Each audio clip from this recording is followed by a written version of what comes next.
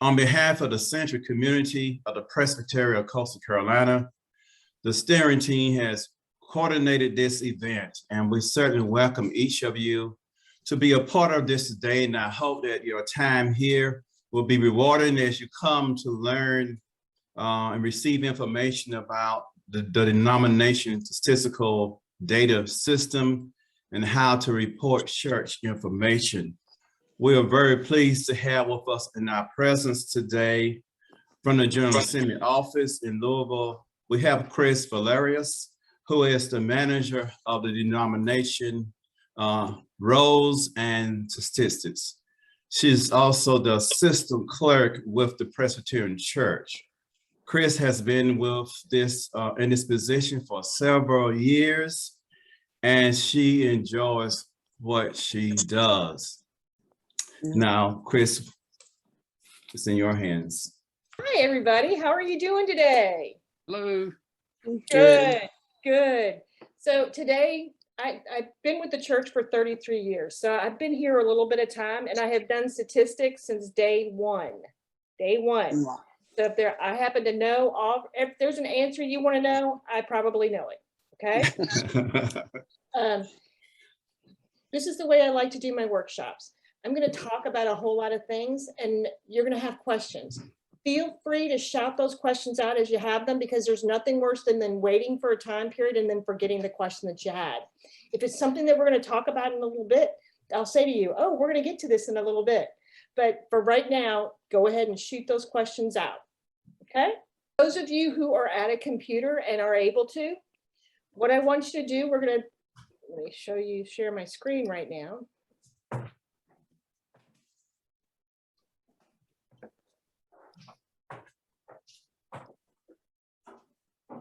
So this is the initial screen that you get to.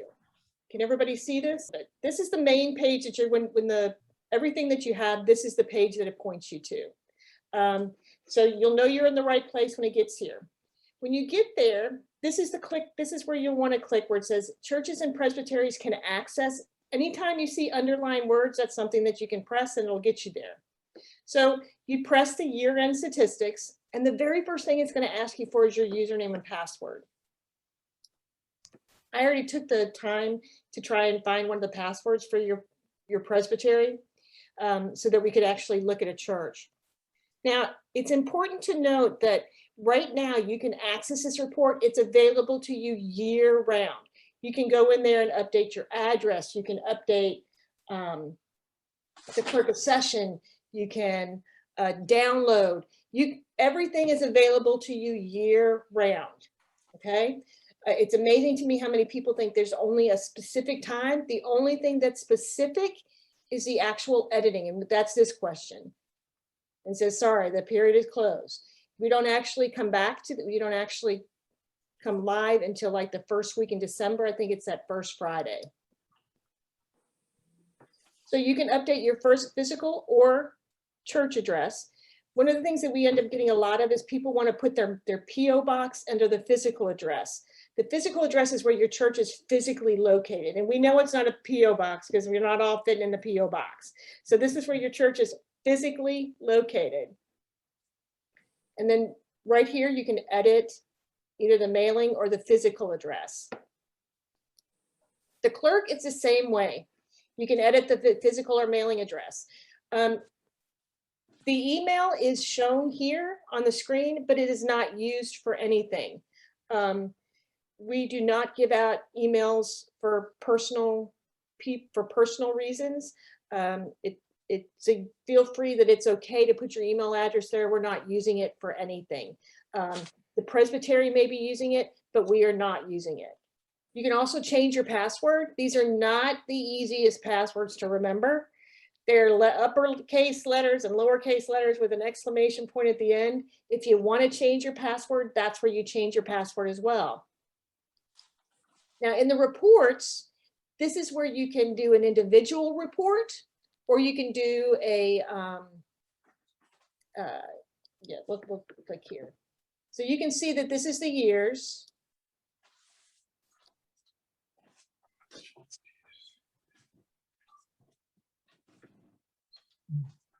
And this is, all that this is right here is a viewer. If you want to actually to print it or to look at it, I would click this button right here. It kind of looks like a disc with a little arrow to it. This you can export it any way that you'd like. I would export it as a PDF and then print it out. This is what you want when you want to take something to get the session to approve it. This is where you want to do it. Okay. You have 10 years at your access. I'm sorry, my screen is, I made it bigger and I can't see now. This is where you have the last 10 years. For the most part, in 2018, the metrics changed. We used to have 2 pages. So for 2017 down, there'll be 2 pages and not just the one because the questions changed. We can see right now, we had to hit the view report. There's nothing here in the 2021. We're already ready to start the new year. Okay. The other option is that you can download it. Now the download option is the same way. It gives you 10 years worth of the data, and you can download, it'll create a, you can Excel file. It can be, I don't remember the different types. Excel, PDF, CSV. This would allow you to download all the data that's there and move it into something else. Let's say you wanted to keep a spreadsheet of the various years. This is where you would want to do it.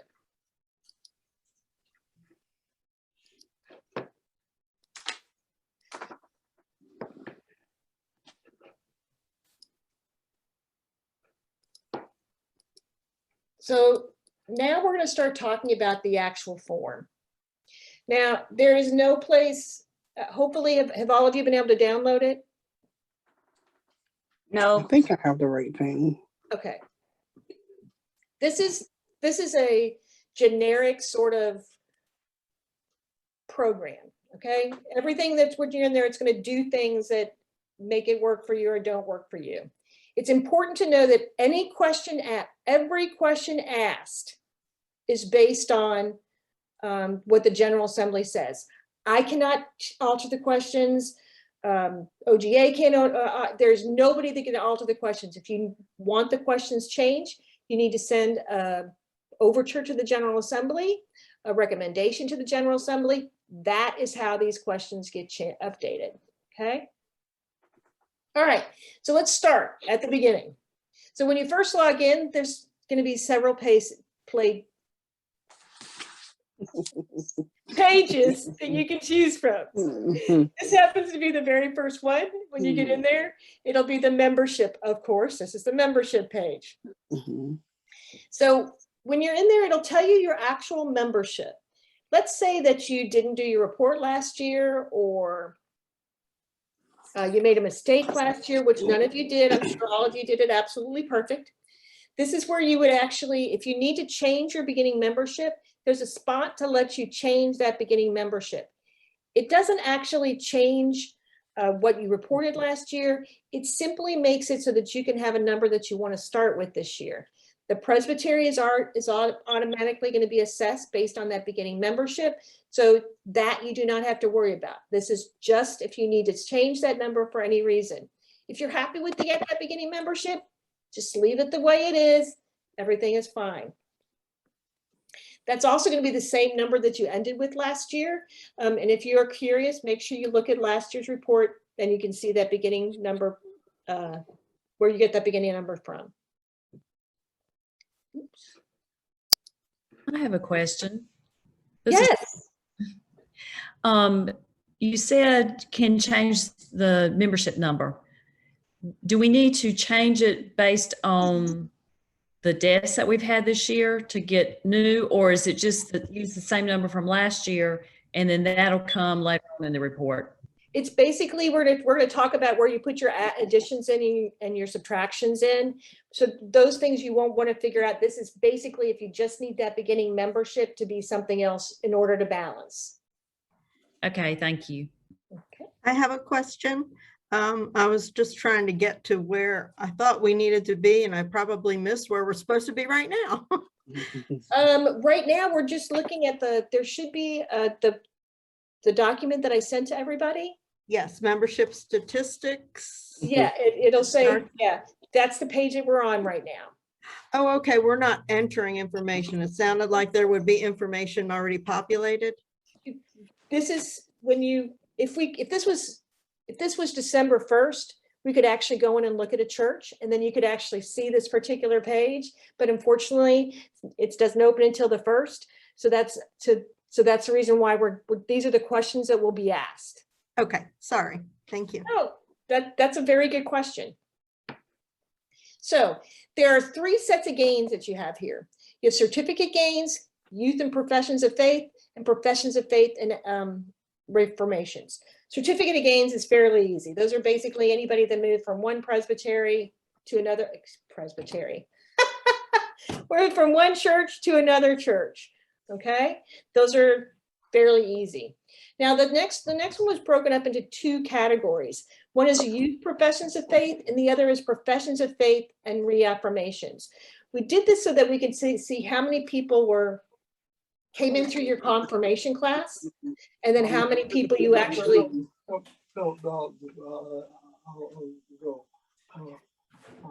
Thank you. Amy, Yes. Amy, you need to mute your phone.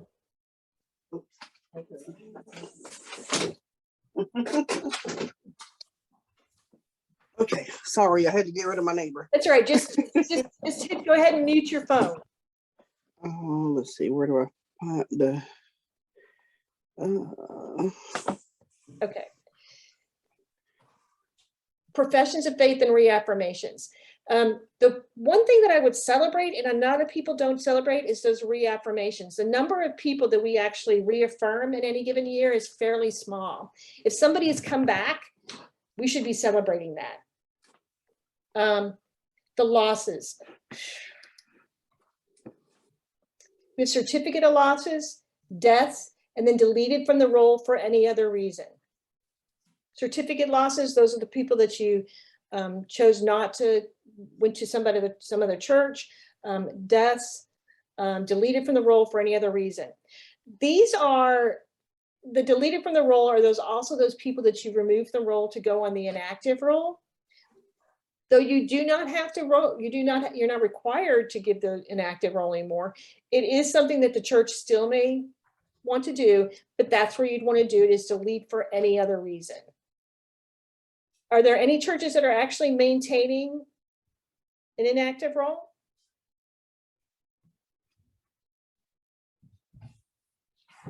Yes. Say that one more time. Are there any churches that have actually chosen to maintain the role of inactives? I know of churches that do. I'm on staff with Clarence, and I know that there are churches that still do that. Okay, it is perfectly acceptable, but nowhere on this form will you show them. Okay, nowhere on this form will you show them. Now, ending active membership. You have to actually put in an ending membership number here. What's going to happen is the computer is going to look at your beginning membership, add your 3 gains, subtract your 3 losses, and say, I think this should be. And if it's different, it's going to pop up a big red message that says, sorry, you're not in balance. I'm not going to save. Now, it's a computer. You're thinking to yourself, this should be doing it on my own. Why should I have to enter this number here? This is the number the Presbytery is going to be assessed per capita. And they want to be darn sure that whatever number you put there is the number you want there. Okay?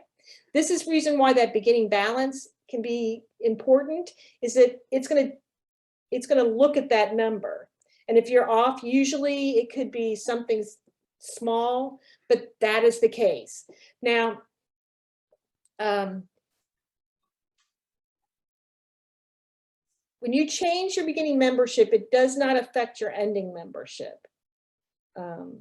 Is that understood? I mean, people get in here and don't understand why they don't balance. Usually it's just a mathematical something that's along the way. Usually if you call my office, I'll say, okay, tell me what your 3 gains were. Tell me what your 3 losses were, because I always want to know what those numbers were, because that's how it gets figured out. Okay. Then we asked the number of women members. Now, this question's been on the form a long time. This question has been on the form since the 70s. And basically, because there was no way to tell how many members were actually females, everything was just male. Lots of places there's just male. And we know that there are a lot of women that are actually in the church. This is one of the questions we had thought about removing in 2018. The women, the PW came back and said, no, we don't want you to remove that. And it, excuse me. Okay. I choked myself up.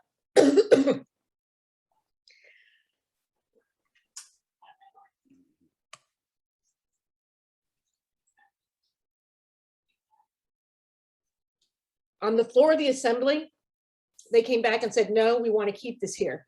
If you leave this number blank, we automatically put 69% as women. Because otherwise, every year our women numbers would go up and down based on the number of churches that choose not to fill that out. There is a overture to the General Assembly that wants us to put nomenclature that has male, female, and then gender neutral on there. So it is very possible that this question will not change for this General Assembly, but it'll change for the next one.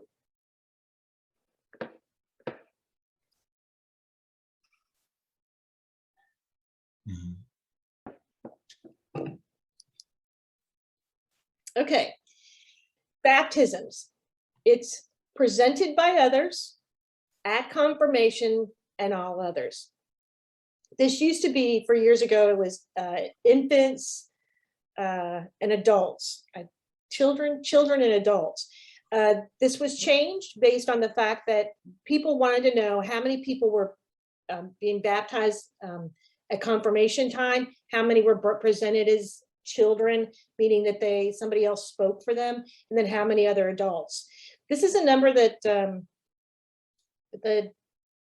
our numbers, when I look at baptism, I tie baptism to membership. And last year, we did not even baptize one person per church. Less than one person per church. And that's overall baptisms. That's really telling us something. I realized last year was an odd year, but regardless, those numbers continue to go down. So that's an important piece for it. Average weekly attendance. Now this one, last year was very difficult. We basically told people, put what you want there. We realized you're worshiping by Facebook, by Zoom,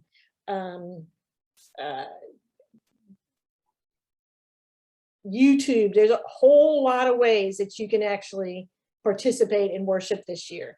And we wanted you to be able to say whatever number you wanted could be the number that you wanted there. So that number, and it's based on, we used to say that they used to be, if there was Thanksgiving and Christmas, those would be separate pieces, but now it's all lumped together and it should be just divided by 52. So the number of weeks, all the worships that you have in there divided by the number of weeks you had. Does that make sense? Okay. This next question is one that I get lots of calls about. Persons who are the friends of the church. Now, a friend of the church is somebody that when you go to when you're having your church buffets, you know what casserole they bring in. You know what this person is bringing. You know their story. It is not somebody who, it's not ministers. It is not somebody that just randomly comes to church. These are people, you know their story. You know why they are not members of your congregation. Every church has them. It's really important to list this number because it kind of shows a larger, that you're larger than who you are. it just shows that you're larger than who you are. The number of ruling elders on session. This used to be asked as a male and female. We're now just saying how many session members you have. I can't tell you how many churches, how many people want to know, this is the size of the church. Can you tell me what their session is? This is the size. So there's lots of churches that all they want to know about is what are the size of your congregation. It's interesting. This particular number, I think one of the reasons why it's okay that we don't do male female is because the total number of elders is always mainly women than it is male. Slowly that it's just mainly women. Do you have There's a question in the box. Is this the same as an affiliate member, or is that elsewhere? No. Okay, good question. Whoever asked that question, excellent question. An affiliate member is no longer on this particular form. An affiliate member is somebody from another congregation who is asked to join, who asked just to affiliate with you. College students, military personnel, snowbirds are your three main affiliate members. You no longer have to report those on this form. That's an excellent question, but no. Affiliate members would not be listed on here. And it's interesting, if you are maintaining an affiliate role, be sure that that's a yearly thing. Every year you need to reassess that they're still in that on the roll. I have a question, please. You said no more affiliate members. Would those people, snowbirds, for example, we have a couple from New York that come down every year. Would they be classified under Friends of the Congregation? No, if they are a PCUSA member, if they have a home church somewhere, then you would not include them as Friends of the Church. Friends of the Church have no affiliation anywhere. I'm a good example of this. My church wanted to list me as a friend of the church, and I said, you can't list me as a friend of the church. I already have church membership somewhere, but you could list me as an affiliate member of the church. That's the big difference. An affiliate member has membership someplace else. They're already being counted. And a Friends of the Church is not being counted someplace else. So just to clarify, is it those that are members of our Presbyterian church, or if they're members of another church denomination somewhere? For affiliate role? For the Friends of the Congregation. Okay. If they have membership at any church whatsoever, if they are members at any church, they would not go on Friends of the Church. These are people who do not have a church home. If somebody has affiliation with a denomination, it could be a Methodist minister person, it could be any actually holds membership in a church, that is an affiliate member. Okay. Deborah. Thank you. Deborah? Yes, I was just going to ask about the Friends of the Congregation, because we do have some people that their husbands are members of another church and they attend, with our church, but you answered that question. Exactly. This is one of those really, when they were debating putting this on the form, I kept asking them, what is it that you're trying to get at? Because you sound a little bit like the affiliate role. And the affiliate role is a named role that's kept, that sessions are required to keep. And this is not that. It's people that are, I don't want to say they're not unchurched. They don't belong to a church. We have a lot of folks that like to go to church but don't want to join. That's pretty popular nowadays. So this is a way to be able to account for those people. And I think part of my questioning was the way it's worded. Persons who are not members of the Presbyterian Church USA who participate in the life and worship of the congregation. We've got people who just moved to the area who've got memberships in another church, not necessarily Presbyterian. So that kind of threw me off there, the way it's worded. I'll agree with you there. That the wording, unfortunately, when the definition gets approved, at the same time that the question gets approved, and whatever the General Assembly says, That's what gets on the form. But they are really talking about, But it says who are not Presbyterian. I've always counted them if they were a member of a church way back somewhere and they weren't Presbyterian. they're looking for people who are not Presbyterian here. I can tell you they're looking for people who are not Presbyterian. So I would definitely say it's only Presbyterians.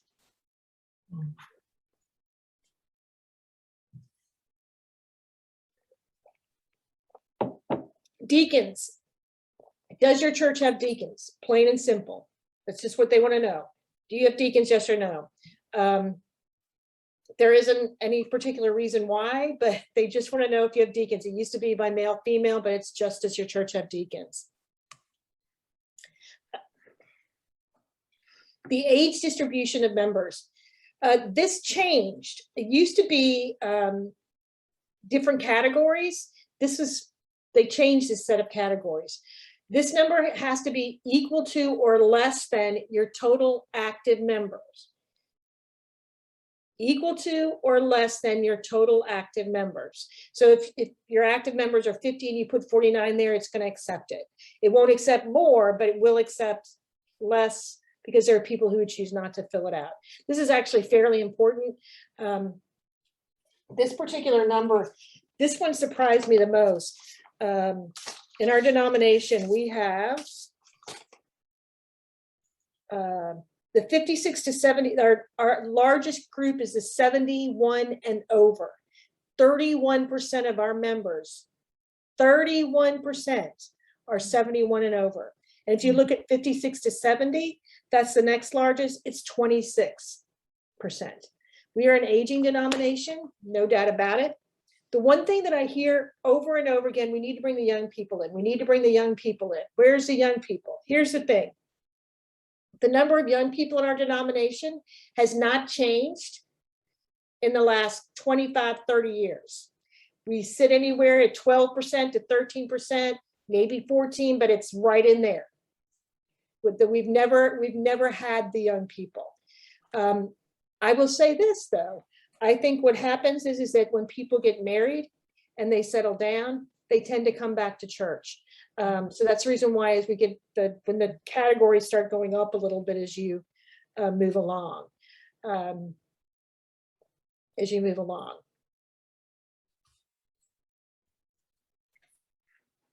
keep changing flipping the page on you. Sorry about that. Christian education by age group. This particular question is one that we had removed altogether. And research services said, no, we need to know how many, I get calls about how many third graders, and they want to know churches to be able to send their children to. The problem with this is that the people who used to use this were congregational ministries, and they like to be able to set the curriculum a couple years in advance. So they'd like to know what categories have the most kids so that we can start adding them for curriculum. And the thing is, they don't ask for this data. No one asks for this data. We do not get asked this data very often. There's an overture to the General Assembly that's coming back that's going to ask for by categories. It'll be, there's 4 categories, and it's basically high schoolers, middle schoolers. That's the kind of questions, because those are very specific general questions about who's coming. I don't know anybody who's looking, unless you're a very large church, which we don't have a lot of those. I mean, the majority of our churches are 50 members or under. I mean, that's the majority of our churches are 50 members or under. So you don't have these sort of individual grades anymore. The church that I belong to, it's not. Everybody's just sitting in a room and they're all working together. Yeah, you might have a congregation, a confirmation class that you're working with, but even then, there's not as many of those out there. The Christian education number can be 2.5 times your membership. And you're saying to yourself, why can it be 2.5 times your membership? And it's in the definition. The definition wants you to include every category of education. And there are people who can belong to more than one category. Let's say that you have a women's Bible study and a men's Bible study, and you have a co-ed Bible study. Those count as 3 different groups, which means 2 people. Let's say that you go to the women's Bible study and you're also going to the co-ed Bible study. You would count twice. They want individual classes, how many people are in them. So that's the reason why it's 2.5. Do not include Vacation Bible School. Those will skew your numbers in general. Yeah, this is a number that when they changed the definition, it changed the whole way this number worked. It's different now. Okay, now we're going to talk about persons with disabilities. A disability is anything that physically substantially limits one or more of life's daily activities. It is major hearing loss, mobility, sight, and other. This actually changed just a few years ago. I can tell you at the General Assembly level, the only people that use this are actually COR uses it. Does the Presbytery use this at all? Yes. Okay, so the Presbytery does use the disability information. So it is important that you're filling out this information. How about the racial ethnic? Basically when we do a representation for the Senate. Okay. Yeah. Now that's a good point here. There's a couple of things I want to point out about this. The first is that when this first one was first asked, it came on because the 1996 General Assembly passed a recommendation that said by the year 2010, we would have at least 20% racial ethnic membership. We have not hit that. We're 89% white. This denomination is still 89% white. Now, they're not looking at an individual church to say, we need to make sure that an individual church is racially mixed. That's not what they're asking for. All they're asking for is generalization. There is absolutely nobody except the set Presbytery that looks on an individual level as to what your churches are. Clarence, would you say that? Would you? Yes. Exactly. Yes.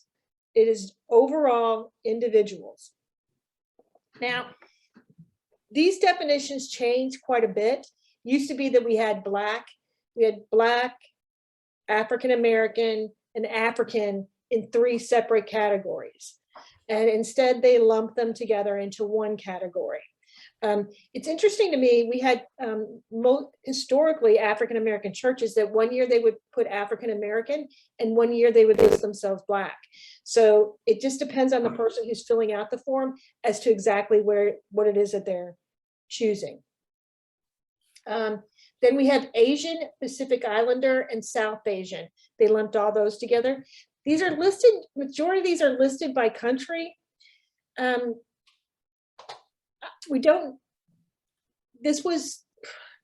This is not the best way to look at this. It does not necessarily, it does help with some of it, but it does not break down every country that somebody comes from. So it's a little bit, it's not the right characteristics, and there are going to be some changes that are being brought to the General Assembly to try and update some of these changes. Hispanic and Latinx, Native American, Alaska Native and Indigenous, Middle Eastern and North African, white, and multiracial. Those are the 5 categories. We used to have other. Instead, they decided to make that multiracial on there. I don't think that other really fit the category. I think a lot of people right now If they're African, we have a lot of them actually want to list themselves as multiracial. They want another category because they're not looked at for themselves. Is that an issue here? Does anybody have an issue with this?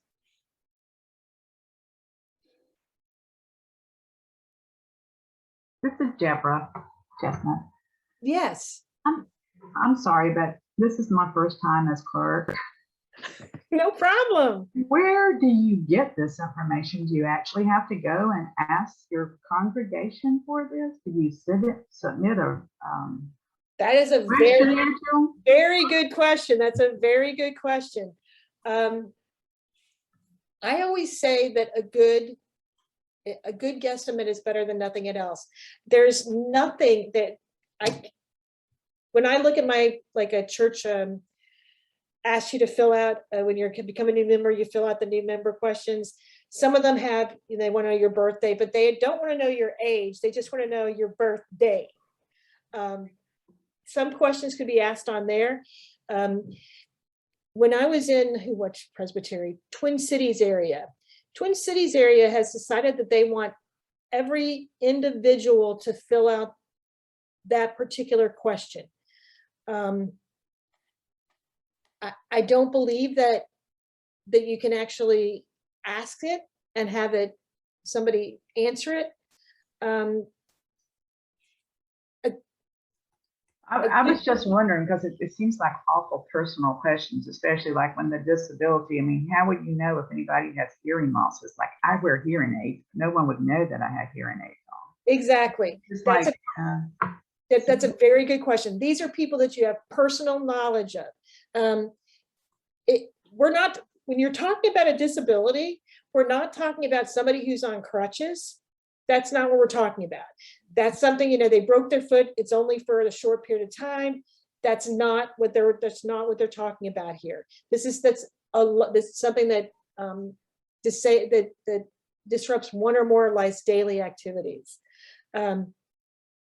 I would say that, when I always joke because of we all could fit on there because we all have mental illness at some point in time. We all have those off days. Well, that's not what they're talking about. They're actually talking about very specific categories. I realize that it's hard to figure out, but as long as you're using your best judgment, I would accept that. Clarence, would you say that as well? Yes. Yes. Do you have any, Clarence, I want you to remember that when you are filling this out, you are submitting it to the Presbytery, not to my office, to the Presbytery. Clarence, do you have any suggestions on the racial ethnic part? Every Presbytery kind of wants something a little different. So do you have any? No, I don't. You don't? Okay. Okay. A good guesstimation.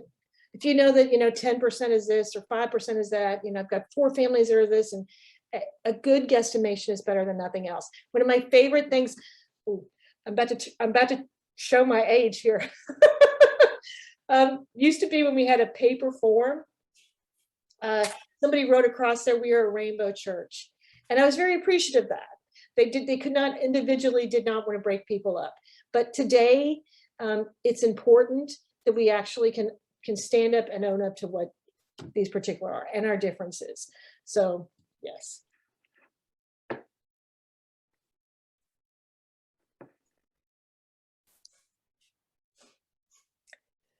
The financial data.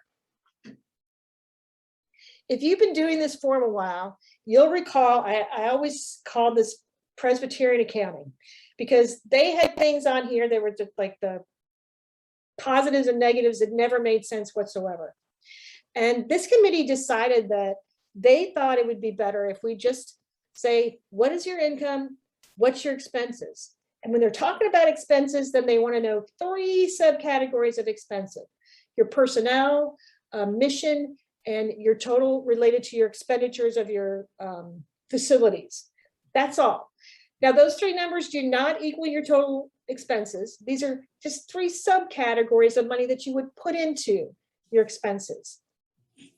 When they're talking about income, they want to know just general income into the church. These 2 numbers are not going to be the same. We have lots of churches that work under a faith budget, and the assumption is we're going to get the money. Not entirely sure how that money is going to come, but we are going to get that money.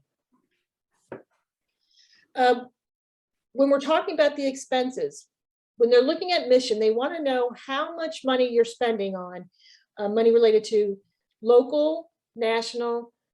Do you give to the Presbytery, the Synod, the General Assembly? Those are the three categories of mission that they're looking for. It's general causes. Now, this could also include money that you don't give through the church, like say that you support Heifer, that you give money to Heifer every year. That could also be included in the mission. Total expenditures. This is related to the cost of all of your employees. Every little bit, every piece of money would be included. It's for your ordained and non-ordained staff. The total expenditures related to the place where you actually, facilities it's the money that's actually, where you actually gather for worship, education, and spiritual renewal. That is what facilities is. What they're looking for is they want to know the health of your church. How healthy is your church? And those are the three main ways they can tell. It's interesting because the number one cost in almost every church is personnel cost. Personnel costs outweigh anything else. Mission cost is the smallest number that you're spending money on. Facilities is the second highest number that you're spending money on. And those are things that can be, if you're having to spend more money on your facilities than you can do in mission, there's a problem. There's a problem with your church. Personnel costs, without a doubt, are getting expensive. Yeah, Laura. So I see on this form that the mission number they're asking for is the non-Presbyterian mission number, that it's the money to everybody else, and that the General Assembly Synod support is in the total expenses in that definition. No, it's and so clarify that for me, please. Okay, it's mission related to activities at the local, national, ecumenical bodies, mission causes, or mission causes not related to PCUSA. It's a terribly written sentence, but what they're trying to get at is that, what did you send to the Presbytery? What did you send to the Synod? Did you spend money overseas anywhere? They want it all. Okay, I appreciate that clarity, because in annual expenses, the definition includes special offerings and contributions to the denomination, Presbyterian, Synod, General Assembly. And so you're saying we do list it twice. Well, what you're talking about at the top is every one of your expenses. It's the larger picture. There are things that are not going to be listed. These are just the subcategories of that. Okay, so I agree that definition is very poorly written. So that mission number, when I'm advising my clerks, that mission number should include the special offerings, support to Presbytery, support to per capita, not per capita. Not per capita. Not per capita. That's not mission related. That's not mission money. Okay. So we call in the Presbytery, we call it shared mission support or Presbytery. And so that's considered okay to put in this line? Yes. And then the support a church might send to their favorite missionary who's not Presbyterian. They took up the peacemaking offering or whatever. We're adding all that up. Yep. Okay. That definition needs some work. Oh, that is unclear. I agree. That is unclear. I agree. I think it's the or that goes in there that I don't know if that should be or and. I'm not sure what that word needs to be, but it definitely does not flow right. I agree with you. This is the reason why the poor definition could explain why it's so low.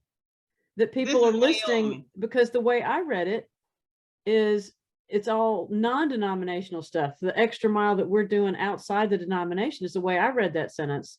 And so for a lot of churches, that's really going to bring that number down. And so if the number is supposed to include all the special offerings, it's gonna go back up. I mean, so somebody ought to put a parenthetical sentence on that that says, please include. I mean, really, you've enlightened me. I would have gotten that number wrong over and over again. I think if you're actually in the program, it lists the definition there as well. The definition that's in the program is written slightly different than what's here. And so that particular one, it actually reads better. I think what we need to do is to just copy it over. Yes, I agree with you. I have a question. This is Naomi. Yes. On Naomi. that form right there, that form has given us the most headache the last 2 to 3 years when they changed that form. Originally, they said that form did not have to match. Those dollars and cents didn't have to match. But now it will kick it out. If you have some figures in there, that form will not go through. So Laura has raised a very important question. I have questions about that portion. My treasurer will give me some figures, and when she give me the figures, I have to tweet them in order to make it pass, in order for the form to be accepted, to go through. It will give me some negative figures and it will not go through if it does not match the income and expenditure. Now, why is that? There's nothing in the financial page, there's nothing that would stop it from going through. It doesn't accept negative numbers and it doesn't accept cents, but those are the only two things that would cause it to That's what it is. It gives if we have a negative number, it will not go through. And so it doesn't accept negative numbers. You're correct. Right, it doesn't, and it won't go through. So everything has to match in that category, in that form. So I've been having a question for it for the last 2 years. Well, when you do it this year, why don't you give me a call, because one will work it through. There should be you should have no negative numbers, negative numbers anywhere on here. So we can work through that together. Okay. Because there should be no negative numbers. Okay, thank you. Yeah, no negative numbers. But when you hit accept on this page, it'll just take it. Whatever number you put there, it takes. It'll take the negative number out. It doesn't like cents, which says at the top, it doesn't like cents. And depending on the browser that you're using, the program automatically takes out, if anything after a period, it takes it out. If you're using a really old browser, it won't take that out. You might have put in $100, period 00, but it won't read it that way. It'll actually read it as 10,000 instead. It depends on your browser. And we've tried to work around that, but unfortunately, there's not, it kills us every single time. The Presbytery should be watching for that. When the Presbytery gets a report back, they should be looking at the financial section to see if anything looks way out of whack. They should also be looking for some other things as well, but that's one of the things we ask them to look at, is to make sure their finances are not out of whack. I have a question. Is there a recommended browser for doing this? You know, this is interesting because I happen to use, I'm a Safari girl, I'm a Mac girl, so I use Safari, but Safari seems to work really well. Google Chrome seems to work really well. Firefox really works really well. I haven't used the new Microsoft one called Best, or no. Microsoft has a new one. It's not Explorer the way it used to be. And Explorer, I would definitely stay away from Explorer. But yeah.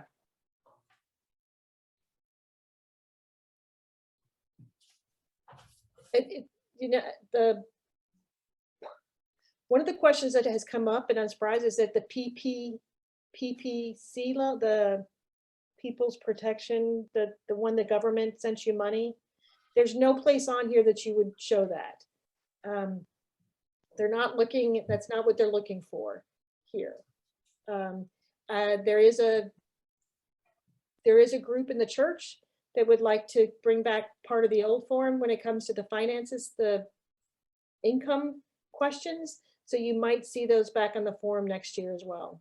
Not this year in 2021, but the following year.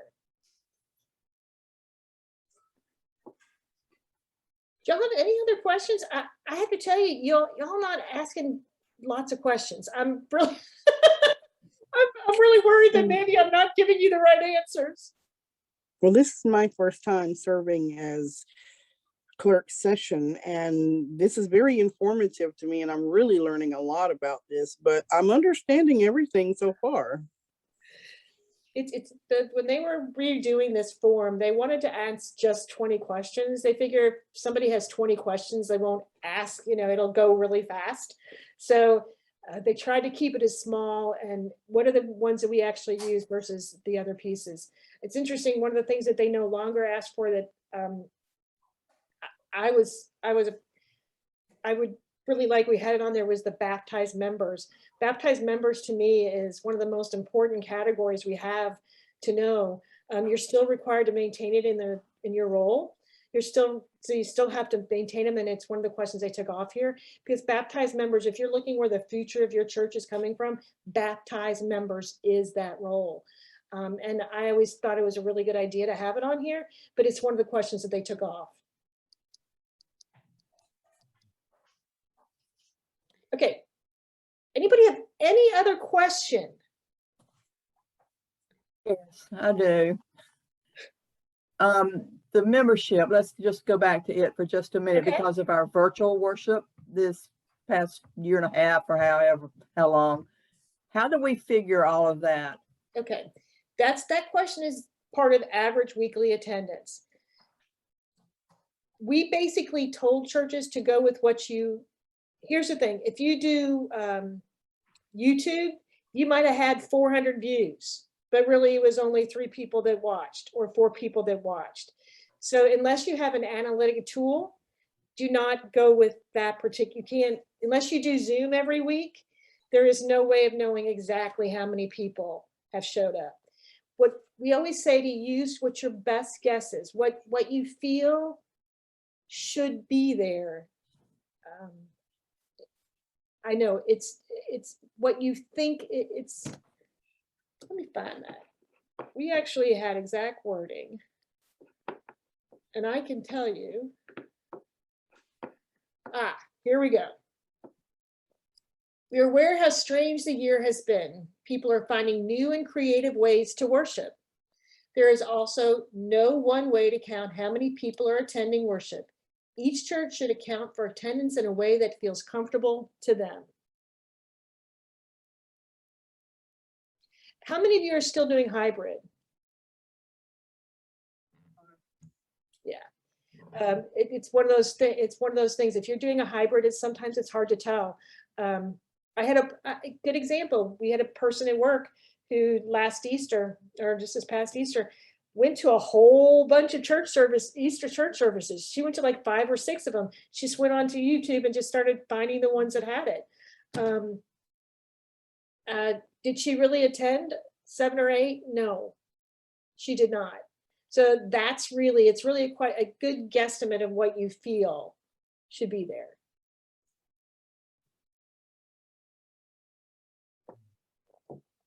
Laura.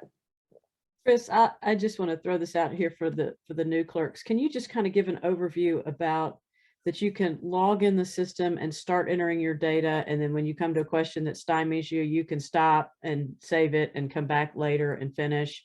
And what is the thing you do at the end that finalizes your report? We're getting there. Okay.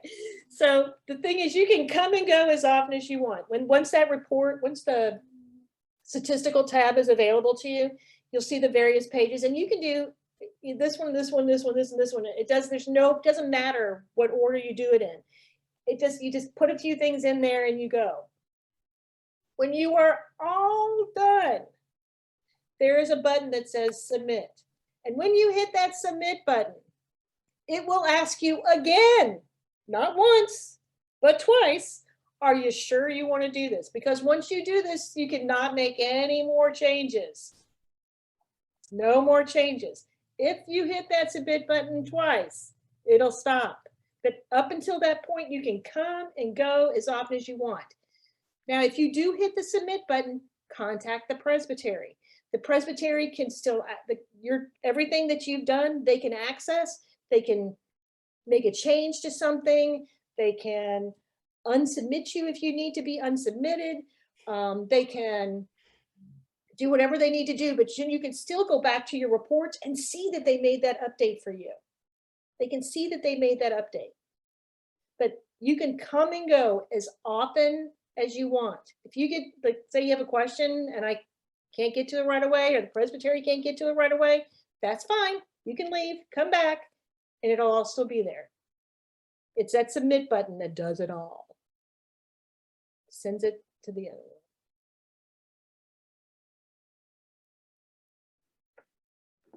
Y'all don't have any other questions on the form? Wow. Okay, so we're gonna make sure that you all do this training next time, because you don't really need me anymore. You can do it all on your own. I have a comment. It's not a question. Okay. Being a clerk or whatever. I would recommend that. I would highly recommend that you download that form and you start early, because one year I used an old form and I got ready to submit it and I was having computer problem, and I had age distribution was in either membership, it wasn't membership, the age distribution was in Christian education or something or other, and they had changed the form on me, and I ended up having to get the person at the Presbyterian office to submit it, because I was trying to use somebody else's computer and it was like timeline. I've got to get this in today. So get that, download that form, look at what's new this year, because they will change things, or like it's changed this year. All the stuff she's talking about today, there are some changes on that form that I see today. And she has just pointed those out. So get that form early, start on it early, and it will not be a problem when you get ready to submit it. And I know Lori can attest to this, how she'd be finding these churches, get that form and get it in. So that's my only advice. I think the other thing to remember is you're submitting this to the Presbytery. I don't know what your deadline date, every Presbytery sets their own deadline date. So I don't, everybody wants to call me and ask me what their deadline is. I don't know it. Only your Presbytery will set your deadline date. This particular form is available year round. This page is available year round. So you can just come and get it whenever you want. That's the nice thing about it, is that it's there. And I'm gonna. Kris, would you like to say something about the separate but equally important Clerks Annual Questionnaire? That's that the CAQ is not, it's actually Research Services that does that. So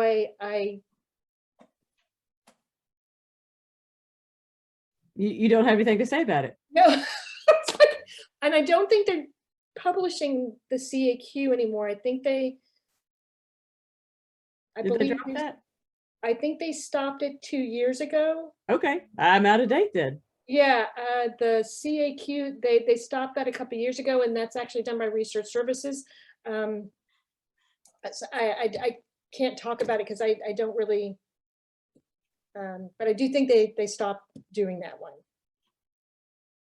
We did have some there were some supplemental questions that were part of the stats form that we had for a couple of years, and which is done by the Office of General Assembly, and we will not be having those again this year.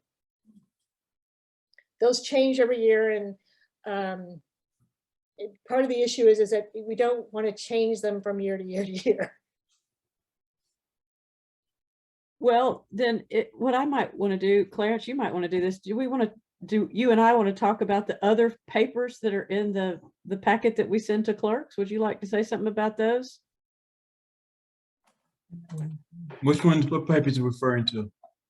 Okay, when this Presbytery sends out the packet to our clerks, reminding you all to do this national reporting system, we also enclose 4 or 5 other forms. So we ask you please to send us a list of your current elders we ask you to report Oh. on the continuing education that your ministers have done, including, and that also applies to CREs as well.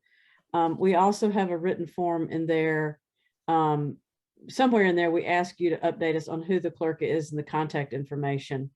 And I'll tell you, one of the things we're looking for in telling us who your elders are is we're looking for some additional contact information to try to invite people to be on committees of the Presbytery. And so if you have thoughts or ideas about that, we would love for you to send us a note that says so-and-so might be interested to serve on a Presbytery committee. And so there are other paper forms, and we call them the colored sheets because they're different colors, that we ask you to use the US mail and send them back to the Presbytery. But if you want to type all that up and send us an email, that is fine as well. That information helps us in the operations of Coastal Carolina Presbytery. The package is ready to go out. Jan did mention in the staff meeting that the package is ready to go out. So you will be getting it soon. It's going to the churches.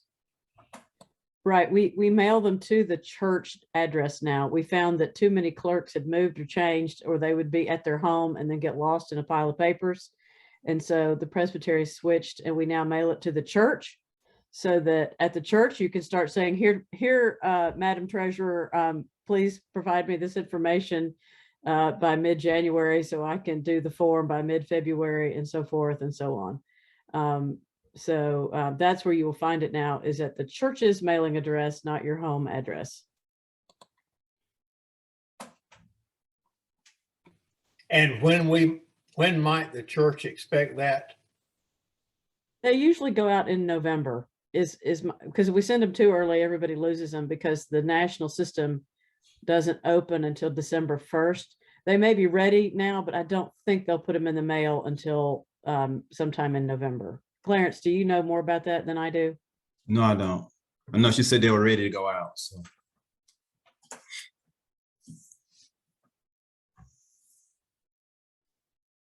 Laura, I'm glad you brought that up, because there's every presbytery sends other pieces of paper. There's usually a necrology report. So it's really important to look at your packet.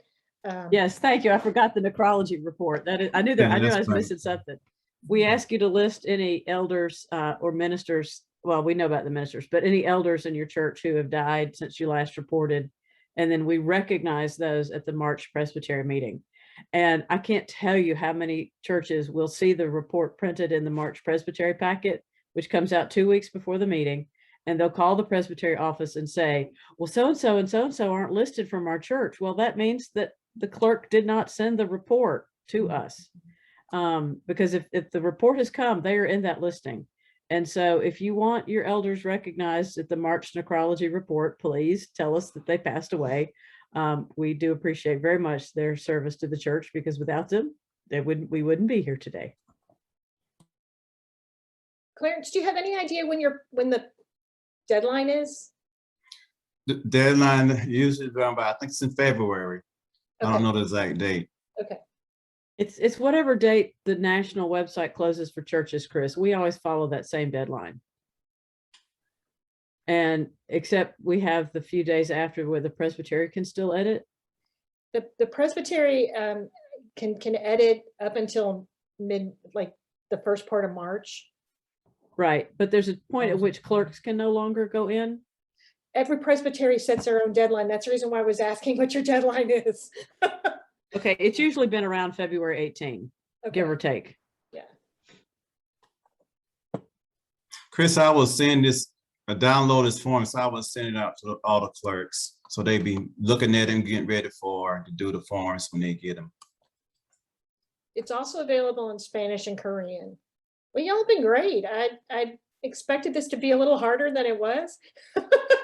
I will say, Naomi has hit it right on the head. If you have it already, if you just go in and then just print it off, and the best place to do that,